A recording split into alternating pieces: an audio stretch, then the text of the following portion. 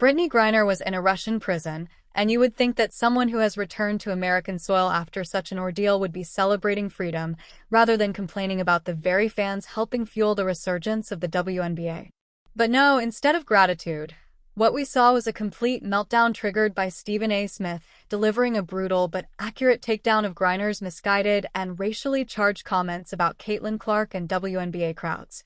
Griner bizarrely suggested that increased fan attendance and enthusiasm were somehow laced with light racism, pointing to a father and daughter cheering in the stands as potentially problematic.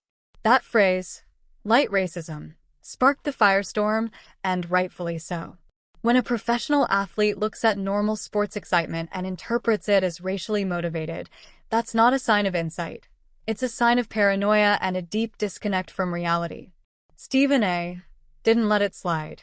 He reminded Griner and the public that she wasn't long ago freed from a Russian prison in a high-profile prisoner swap that involved trading a convicted arms dealer nicknamed the Merchant of Death.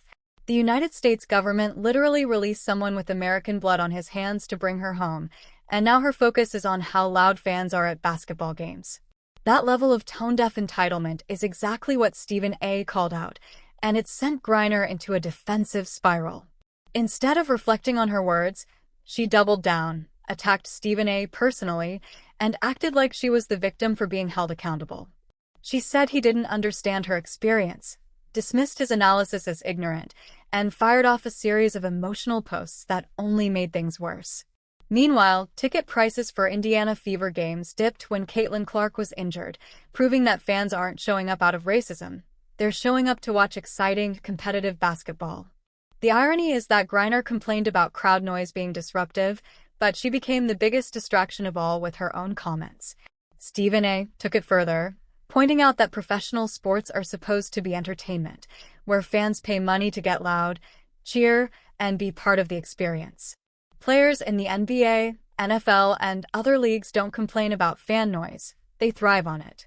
But Griner seemed more comfortable with quiet games and minimal attention, which speaks to how unprepared some WNBA veterans were for the spotlight Caitlin Clark has brought. For decades, the league existed in a low-pressure bubble, and now that real attention is here, not everyone can handle it. The most damaging part of Griner's comments wasn't just the entitlement, it was the racial overreach. Assuming the worst of fans without any evidence undermines real conversations about racism and sows unnecessary division. Stephen A. pushed back on that too, warning about how careless accusations damage progress and credibility.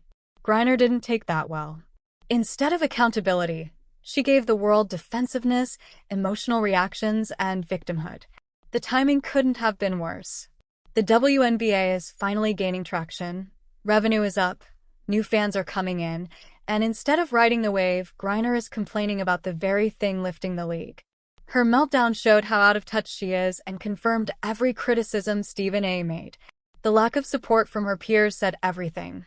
Most stayed silent because even they knew she'd gone too far. Rather than boosting her image, her meltdown cemented a perception of immaturity, entitlement, and inability to accept legitimate critique.